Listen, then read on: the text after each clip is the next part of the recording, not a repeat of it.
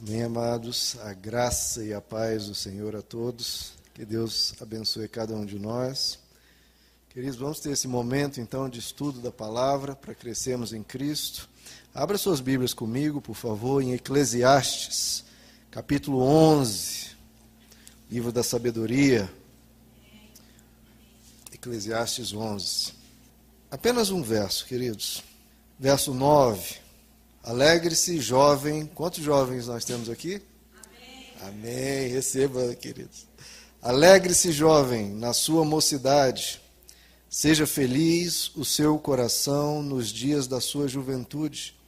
Siga por onde seu coração mandar, até onde a sua vista alcançar. Mas saiba que por todas essas coisas Deus o trará a julgamento. Amém, queridos? Amém. Vamos orar. Senhor Jesus, fala a tua igreja, o teu povo quer ouvir a tua voz. Nós viemos aqui nos encontrar contigo, Senhor, buscar felicidade para nós neste mundo. Pedimos que o Senhor possa alegrar os nossos corações e falar conosco em nome de Jesus. Amém. Pode se sentar, amados.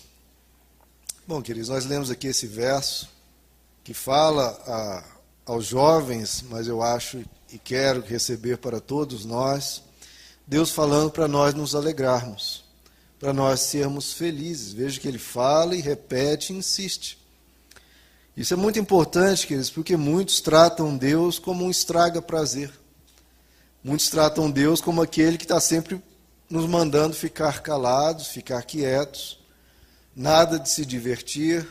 Quanto mais parado e quanto menos prazeres da vida nós tivermos, melhor. Muitos veem Deus como aquele velhinho carrancudo, sem paciência. Quando aqui nós vemos uma série de instruções.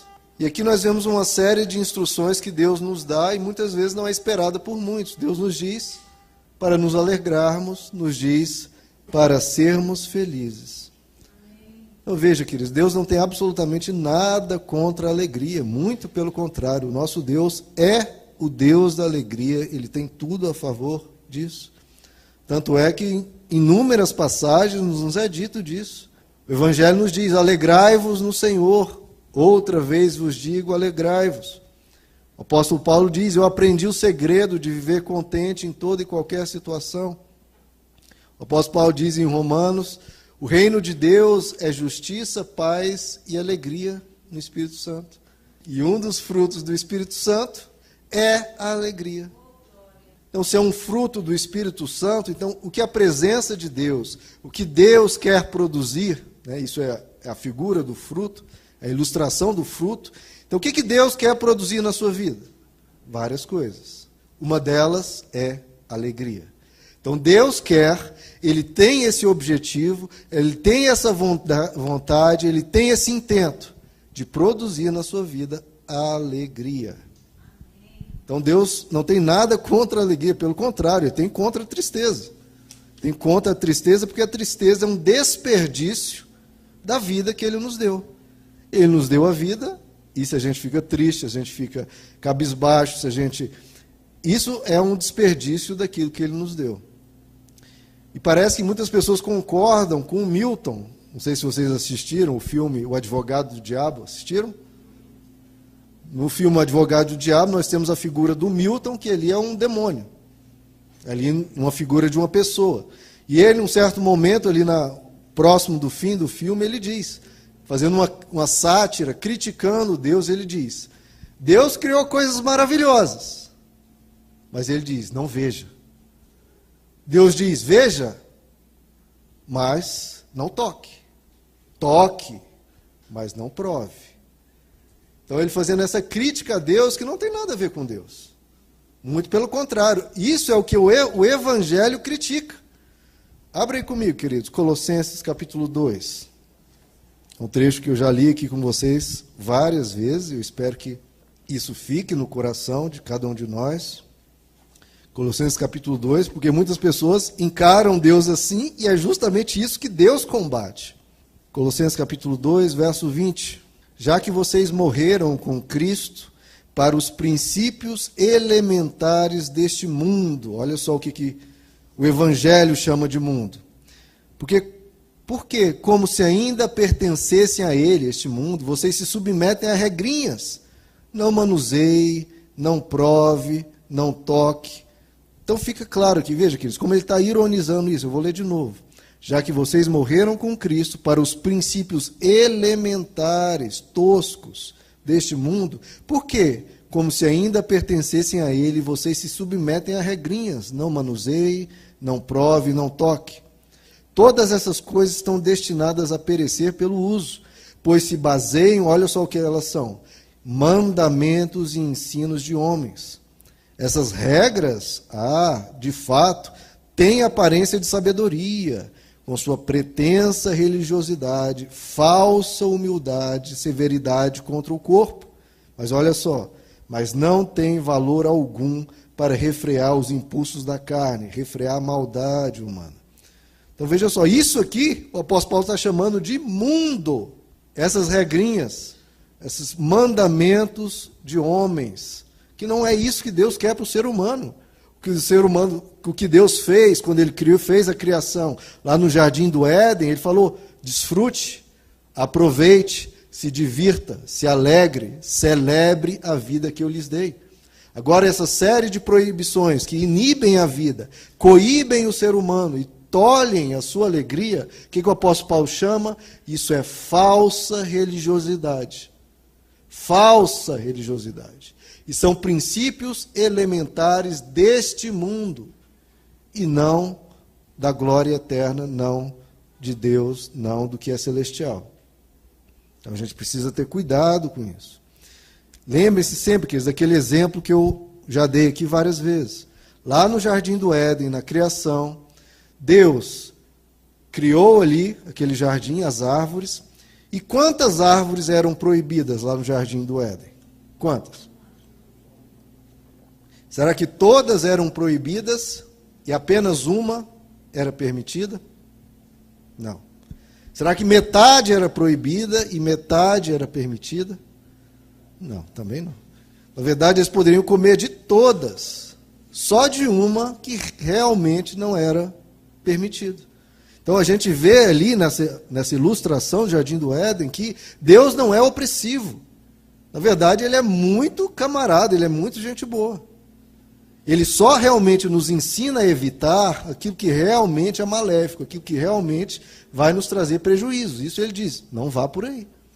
Mas o mais, Deus é muito camarada, ele quer que a gente tenha uma vida ampla. Ele nos dá oportunidades sem fim para sermos felizes. Veja, quantas árvores poderiam comer? Até hoje estão descobrindo. Até hoje a ciência descobre, o ser humano descobre árvores novas. Tantas coisas Deus nos deu. Então, na verdade, são poucas coisas que geram morte. E essas nós temos que ter cuidado. Mas a maioria gera vida. E aí também vai a pergunta, né? Se a maioria gera vida, por que a gente vai buscar aquilo que gera morte? Não, né? Então, veja só, muitas pessoas tratam o prazer, a alegria, como se fosse algo pecaminoso, algo que não tende à maldade, não? Quando um dos frutos do Espírito é a alegria. Mas isso ocorre, o apóstolo Paulo explica lá na sua carta a Tito, no capítulo 1, verso 15, ele diz, todas as coisas, olha que trecho lindo, todas as coisas são puras para os puros. Já para os impuros, todas as coisas são impuras. Nada é puro para os impuros. Ele fala, de fato, a mente deles, desses impuros, está corrompida. A consciência deles está corrompida. Então, a pessoa que está vendo pecado em tudo, isso é pecado, olha, essa piada aqui, uma piada normal, isso é pecado, aquilo ali é pecado. A pessoa que está vendo pecado em todo lado, o apóstolo Paulo diz, a consciência dessa pessoa está corrompida. Porque ela, dentro do coração dela, é tanta tentação, a pessoa, meu Deus, olha aquilo, a pessoa é tão perturbada, a pessoa não tem um domínio próprio, não tem uma satisfação na graça, ela é tão focada nisso de pecado, que ela fica vendo pecado em tudo e fica proibindo todo mundo de fazer tudo. O apóstolo Paulo diz, para os impuros, nada é puro. Já para os puros, tudo é puro. Ele celebra a vida, ele vai com leveza diante da vida, tendo cuidado com aquilo que faz mal, mas ele vê o mundo de uma forma bela. Ele vê o mundo de uma forma colorida, não de uma forma cinzenta. não de uma forma sempre ameaçadora, não, ele vê a graça de Deus nos dando, nos abençoando, e com isso ele tem um coração grato, e com isso ele celebra, e com isso ele tem o fruto do Espírito da alegria. Quem criou o prazer, queridos? Será que por alguns momentos Deus tampou os olhos assim, deu o poder para o diabo, olha, o diabo vai lá e cria o prazer, que eu não quero nem ver o que é esse negócio, não quero. Não, quem criou foi Deus. Agora, a gente só precisa saber utilizar isso da forma correta, no momento certo. Então, veja como Deus é bom, queridos. Veja, quando Deus criou, eu acho o Jardim do Éden ali, tem tanta coisa boa da gente tirar dali, veja só. Quando Deus criou o homem, a mulher, Adão e Eva, ele não virou para eles e diz, olha, agora me adorem, me cultuem, me louvem sem parar. A vida de vocês agora é para ficar me adorando continuamente, fiquem cantando louvores sem parar. Foi isso que Deus fez? Foi isso que Deus falou para eles? Não. Será que Deus ali, quando criou Adão e Eva, criou um púlpito e falou, fiquem aí louvando sem parar? Dentro de 4 paredes? Não. Ele criou um jardim belíssimo. E em vez de dizer para se focarem apenas em Deus, como se só Deus fosse algo belo, só Deus fosse algo espiritual, não. Ele criou uma dimensão imensa de coisas para desfrutarmos. Primeira coisa, olha que coisa linda, Deus criou 5 sentidos, certo? Que nós temos, como seres humanos. A visão. Deus criou a visão para quê, queridos? Você vê Deus? Você não vê Deus. Então veja que Deus criou algo que não é nem para Ele, Ele criou só para nós. Só para nos dar alegria. Só para desfrutarmos da beleza do que Ele fez. Criou uma infinidade de cores. Deus poderia ter criado, né, como os lápis de cor de criança pequena, né, só tem 7 cores. Não, olha a infinidade de matizes de cores. Olha a beleza dessa flor e das várias que são trazidas aqui. De tempos em tempos, parece que nem repete a flor, não repete a cor, é tanta beleza. E Deus criou a visão, não é nem para ver a Ele, é para ver tudo que Ele fez por nós. É para nós enxergarmos o belo, para a gente se admirar, e o belo traz prazer. Quando a gente vê a criação, vê uma cachoeira, vê a praia, né? Os goianos, eu sou goiano, mas eu gosto de um lugar, uma praia, ver uma areia, o frescor do mar. Falo isso para o pastor Wagner, às vezes pega no pé da gente em relação à praia. Mas a praia do Araguaia é melhor que a do mar, viu? Quem não foi, está perdendo. Praia do Rio é maravilha. Para que Deus criou a audição, queridos? Quantas pessoas aqui já ouviram Deus em voz audível? Ocorre aqui, ocorre acolá. Mas essa experiência Deus não criou tanto para Ele, foi para nós ouvirmos canções dos pássaros, canções dos seres humanos, para ouvirmos elogios. Tanta coisa, a música, olha que coisa divina e espetacular é a música. A quantidade, a variedade de sons que há. Deus poderia ter criado 1 tom, 2 tons. Existem 7 tons e vão para cima, vão para baixo, é colcheia, é sustenido, é si bemol, é uma loucura, eu não conheço nada de música. Mas é muito lindo, queridos. E Deus criou isso para você. Te deu a audição, te deu esse privilégio para você se alegrar na sua vida. Eu falei, a alegria que a gente tem, queridos, porque há 300 anos atrás, se você quisesse ouvir uma música, bom, você tinha que cantar, porque senão não tinha música. Hoje você pega um celular, vai no computador, vai no carro, tem música para todo lado, olha que privilégio que nós temos. Outra coisa, Deus criou a fala, para a gente se comunicar, para a gente cantar. Deus precisa da nossa fala? Não, pelos nossos pensamentos a gente pode orar a Deus, falar com Deus nos nossos pensamentos. Mas Ele nos deu a fala para trocarmos experiências uns com os outros, para conversarmos, para contar uma boa notícia, para falar um elogio, para alegrar o outro. Tanta coisa boa que Deus nos deu. Por que Deus criou o paladar? A gente tem como experimentar Deus com o paladar? Não, Ele criou isso só para nós, queridos. Só para nos alegrarmos. E olha a variedade de sabores que há. Todo dia você vê no MasterChef, todo dia está chegando importado de algum país um sabor novo, uma coisa que você nunca sonhou. Esses dias a gente teve uma confraternização e minha esposa levou umas comidinhas árabes que alguns falo, nossa, que maravilha, que delícia. Tudo coisa que Deus preparou para nós. Deus criou o tato para nos abraçarmos, para tocarmos uns aos outros. A gente não toca Deus. Talvez lá na glória a gente vá tocar Jesus, mas alguns tiveram o privilégio de tocar Ele quando esteve aqui. Mas Ele fez isso para nós nos abraçarmos, para a gente se alegrar, para a gente ter contato, para a gente tocarmos uns aos outros, fazer um carinho. Tudo isso é divino, tudo isso é belo, tudo isso é Deus nos dizendo, alegre-se. É Deus nos dizendo, seja feliz. Eu criei tudo isso para vocês desfrutarem. Deus criou então Adão e Eva com esses 5 sentidos, e então diz a eles, domine sobre a natureza, conheça a natureza, ponha o nome nos animais, desfrute da natureza, vai lá, vá conhecer cada animal, um mais bonito que o outro, vá ter no seu animalzinho de estimação, aqui temos alguns veterinários, tem essa alegria. Os animais trazem muita alegria, são úteis, trazem bonança para nós, trazem bênçãos para nós. E ele disse também a Adão e Eva, crescei e multiplicai. Precisa explicar o que isso quer dizer? Não. É relacionamento, é prazer conjugal, é companhia, é convívio. Se alegrem, homem e mulher, um com o outro. Deus que criou o relacionamento sexual para os seres humanos se alegrarem. Também diz, vá, multipliquem-se. Ou seja, tenham filhos, desfrutem dessa maravilha de ter uma vida nova no seio, no ambiente do seu lar. Celebrem a vida, gerando mais vida ainda, sempre mais vida. Amém. E aí então ele diz, também coma de toda a árvore que há no jardim. De novo, Deus poderia ter criado 4 árvores frutíferas, 5, 10, 15, 20 no máximo, estava passando de bom. Mas olha a miríade incontável de sabores e de coisas que Deus criou para nós, queridos. Ou seja, Deus não é um Deus de pouco, Ele dá abundância ao ser humano. Por que Deus criou tudo isso? Porque Ele quer que você seja feliz. Ele tem esse fruto da presença dEle que Ele quer produzir. Ele quer que você se alegre.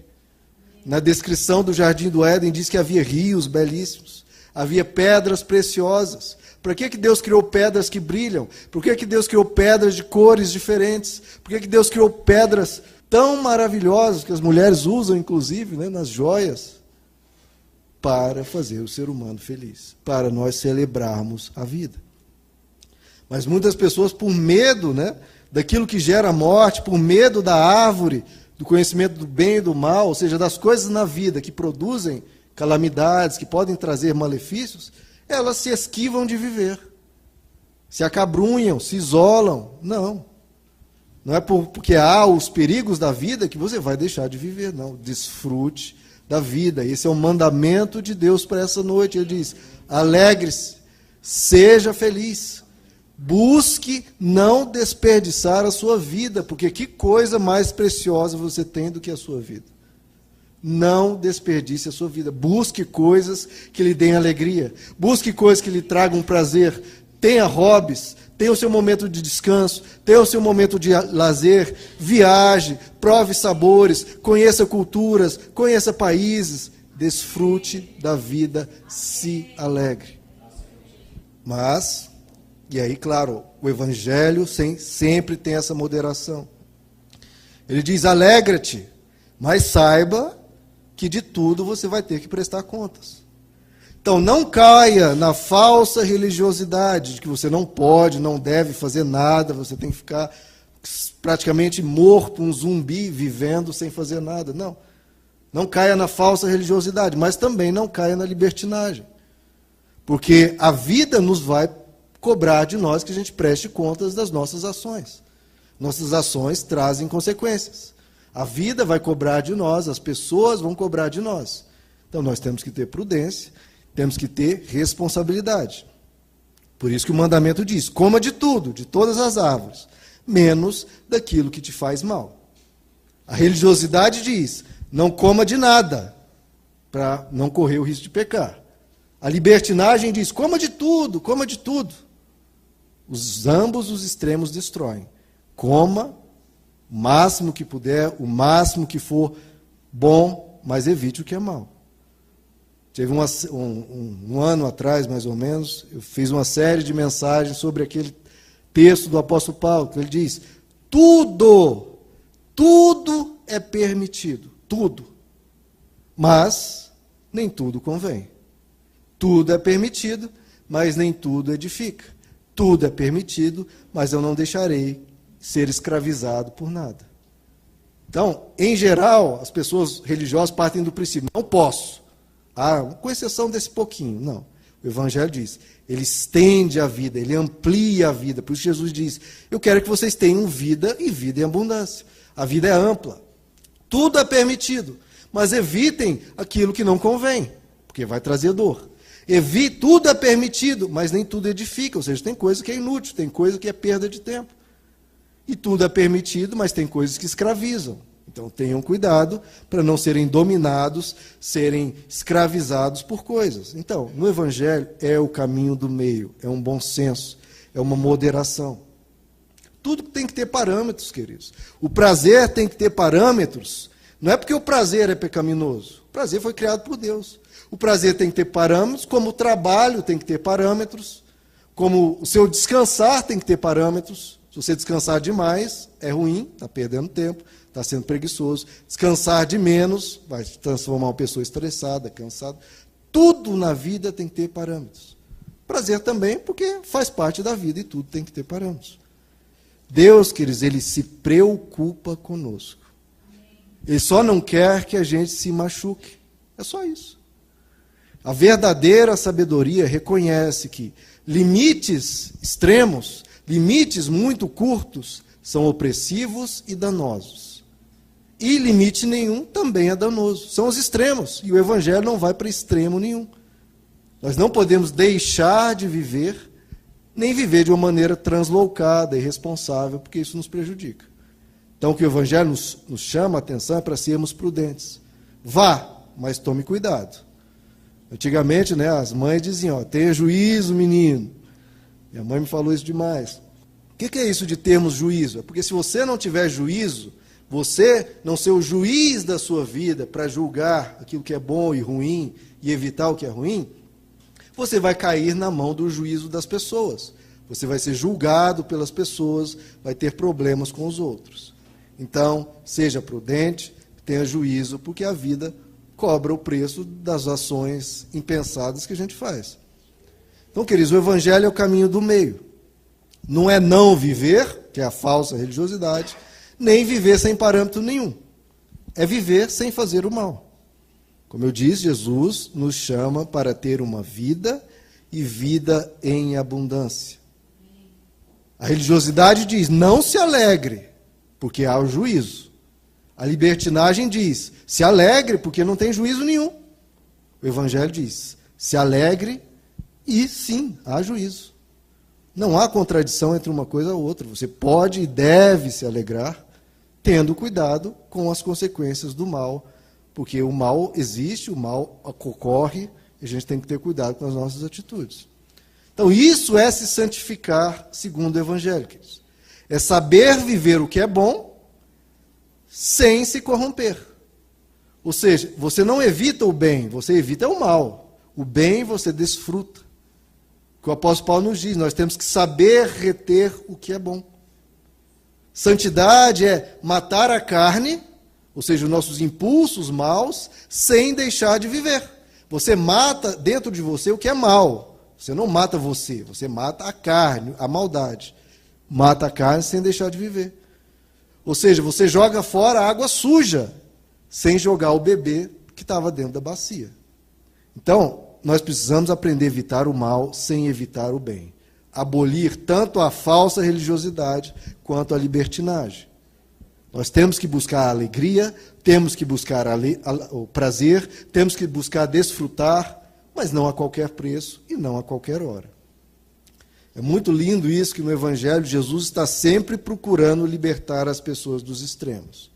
Sempre. Ele busca libertar os pecadores libertinos, busca libertar os religiosos carrancudos, para levar eles para o caminho do meio, para levar eles para a vida em abundância. E qual que é o caminho do meio que nós vemos em Jesus? É isso. Desfrutar a vida sem se corromper. É você ser amigo dos pecadores sem pecar. A santidade de Jesus era uma santidade inclusiva, era uma santidade amiga, era uma santidade acolhedora. É você amar as pessoas sem concordar com os erros delas, sem concordar com eventuais maldades delas e de forma respeitosa. Eu acho lindo que a gente está falando dos frutos do Espírito, né? Frutos do Espírito, a alegria é um fruto do Espírito. Mas, além desse, tem outros 8 frutos do Espírito. Um deles, domínio próprio. Então, santidade é isso, é você ter alegria com domínio próprio. Alegria sem domínio próprio é libertinagem. Domínio próprio sem alegria é falsa religiosidade. Então, o Evangelho fala alegria e domínio próprio. Ele diz alegria e paciência. Você tem que ter paciência com o erro das pessoas, com o mundo como ele é, porque se você for impaciente, você não vai ser alegre. Então, mescle alegria e paciência. Ele diz alegria, um fruto do Espírito, e também mansidão. Se você não for uma pessoa mansa, for uma pessoa irascível, uma pessoa que está sempre brigando, sempre em confusão, você vai perder a alegria. Então, alegria e mansidão, um sustentando o outro. Você sendo uma pessoa alegre, isso também vai te ajudar a ser uma pessoa mais mansa. Vai te ajudar a ser uma pessoa mais leve, né, diante dos erros das pessoas. Fruto do Espírito é alegria com paz. Não adianta uma alegria cheia no meio da turbulência, muito corre-corre, muito trabalho, muito estudo. Não, tem que ter um momento de paz, um momento de tranquilidade, um momento de você deitar numa rede, né, ser um momento de descanso. Alegria, fruto do Espírito, mas tem que ser uma alegria com amor. Muitos jovens, principalmente, buscam a alegria de uma forma, o prazer de uma forma descompromissada, tratando o outro ser humano como um mero objeto. Isso não satisfaz, isso deixa o ser humano vazio. Por isso que o fruto do Espírito é alegria e amor. Não é alegria com relacionamentos espúrios, porque isso não vai preencher, vai dar um vazio enorme, você depois vai olhar para trás e ver o quanto tempo perdeu em coisas que não têm sentido, que não têm valor. É alegria com amor. Também diz, é alegria com bondade, porque muitos aí a gente vê na Lava Jato, pessoas buscando alegria, mas sem bondade, se corrompendo, se vendendo. E diz também que é alegria com fidelidade. Não adianta falar, não, mas eu quero ser mais feliz, e vai trocando pessoas, traindo pessoas. Não, é alegria com fidelidade. Esse é o caminho da santidade em Deus. Tem que ter alegria, queridos. A pessoa pode ter os outros 8 frutos do Espírito e chegar diante de Deus, olha Deus, como eu sou santo, como eu tenho domínio próprio, olha como eu sou uma pessoa pacífica, etc. E chega diante de Deus, cabisbaixo, e Deus fala, tudo bem, meu filho, mas eu como pai, quero ver você, meu filho, feliz. Cadê a alegria? Você se esforçou tanto, você buscou tanto, tantas virtudes, mas cadê a alegria? Qual pai fica contente em ver o filho tirando as melhores notas? Tudo certinho, aquele menino, tudo certinho, bem nerd. Mas, meu filho, você está tão para baixo, você não sorri, você não canta, você não é uma pessoa com os olhos brilhando. O pai vai perguntar para o filho, filho, cadê a alegria? Você é tão responsável, tão sério, mas cadê a alegria? É algo que eu quero produzir. É algo que um pai quer ver num filho, um filho feliz. Então não adianta você vir com 1000 virtudes e faltar a alegria. A alegria é uma virtude que Deus quer produzir. Alegra-te, seja feliz. É isso que nós lemos, é isso que a palavra fala, é isso que o Evangelho insiste. Alegrai-vos no Senhor, outra vez vos digo, alegrai-vos. Se você não está tendo tanta alegria, tantos momentos de diversão, de entretenimento na sua vida, Deus cobra de você que você tenha mais. Que você tenha um tempo para você. Um tempo para desfrutar dos 5 sentidos que Ele te deu. Ver coisas belas, ouvir boas músicas, cantar. Um tempo para saborear coisas boas e um tempo para abraçar. Há tempo para tudo, queridos. Há tempo para tudo debaixo do sol. Há o momento do seu trabalho, o momento de cultuar a Deus. Né? Lá no Jardim do Éden, Deus ficava 24 horas junto com Adão e Eva? Ficava o tempo todo ali com eles? Não. Ele via só ao cair da tarde, porque o resto do dia eles tinham que desfrutar a vida. Tinham que cuidar do jardim, tinham que cuidar um do outro, tinham que ir conhecer os animais, ir conhecer a natureza, passear. Tem um tempo para tudo. Cultue a Deus, nunca negocie o seu tempo com Deus, mas também tem o seu momento de desfrutar a vida. Deus diz, alegra-te. E se nessa caminhada da vida, queridos, veja só, às vezes se alegrando, às vezes querendo se divertir, mas e se eu pecar? Porque, como eu falei, a falsa religiosidade tenta coibir o ser humano ao máximo, isolar o ser humano, trancar ele numa caixinha, para ele nunca pecar. Isso que a falsa religiosidade fala, tenta fazer. O Evangelho diz, não, libera e vamos aprender na vida, vamos viver o Evangelho, a bondade, vamos evitar o mal sem evitar o bem, vamos desfrutar a vida. Mas e se eu pecar? Porque é claro que pode acontecer e acontece. O que a Bíblia nos diz? O apóstolo João diz, filhinhos, se vós pecardes, nós temos advogado. Nós temos um advogado, e esse advogado é Deus, esse advogado é Jesus. Porque as pessoas tratam Deus como se ele fosse o acusador. Ih, pisei na bola, agora Deus está de bronca comigo, Deus vai me amaldiçoar, Deus vai pesar a mão. Não, queridos, a Bíblia diz que acusador é o diabo. As pessoas, quando tratam Deus como um acusador, estão tratando Deus como se ele fosse um diabo. Isso é muito sério. O diabo que é o acusador. Quando você pecar e vier acusações na sua mente, isso é diabo. Deus é o nosso advogado. Ele corrige, ele ensina, ele instrui, ele fala, meu filho, você errou, ponto, errou. Se arrependa. O que o Evangelho nos fala é, se arrependa. Deus não fica jogando na nossa cara, ele só fala, meu filho, se arrependa, peça perdão. E diz, ele é o nosso advogado, ele nos defende. A Bíblia nos diz que ele é fiel e justo para perdoar os nossos pecados e nos purificar de toda injustiça. Hebreus nos diz que ele vive eternamente intercedendo por nós. Ele é o nosso advogado. Pais, sejam assim. Se seu filho errar e mostrar arrependimento, seja um advogado. Defenda o seu filho, não concordando, de novo, pelo amor de Deus, não concorde com o erro. Mostre, ensine, mas dê a chance para recomeçar. Não esmague a pessoa.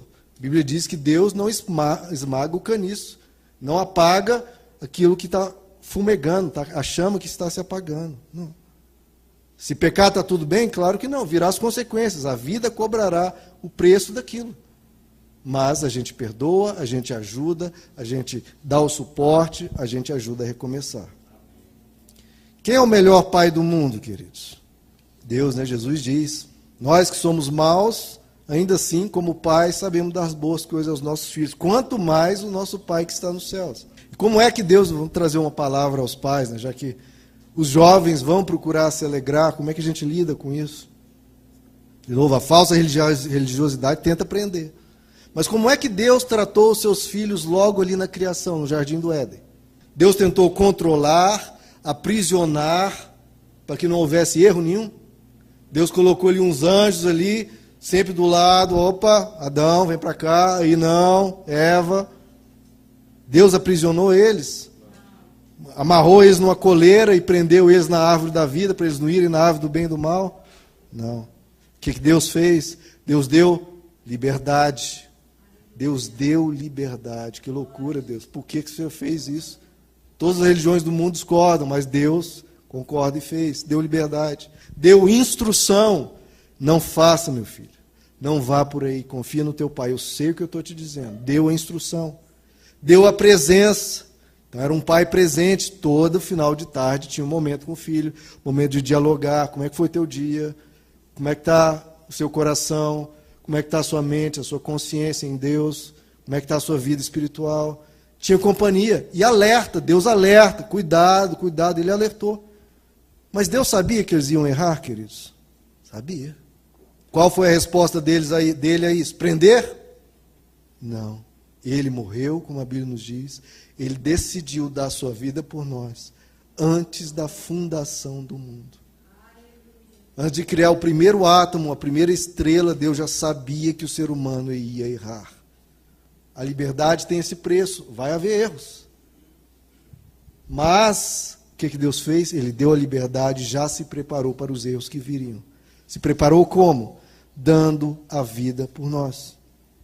Veja que se Deus prendesse, se nós, pais, decidimos ir, em vez de seguir Deus e prender os filhos, prender, isolar, coibir, tolher de uma forma massacrante, isso vai destruir, isso vai desmobilizar, isso vai inibir, e o outro não vai ter uma existência própria. Vai ser um ser sem vida, tímido e fraco. Ou então depressivo, ou então revoltado, ou então traumatizado. Deus não fez nada disso. Veja só, um rio no seu curso, ele corre. Se você põe ali uma barreira, ele seca dali para frente, ou fica um fiapinho pequeno. Mas está acumulando aquela barreira para trás algo que vai estourar.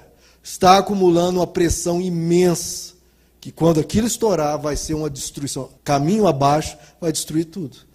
Um rio preso é um problema para o futuro. Uma corredeira também, sem limites, sem parâmetros, também destrói. O ideal de Deus é um rio que flui. Um rio que flui.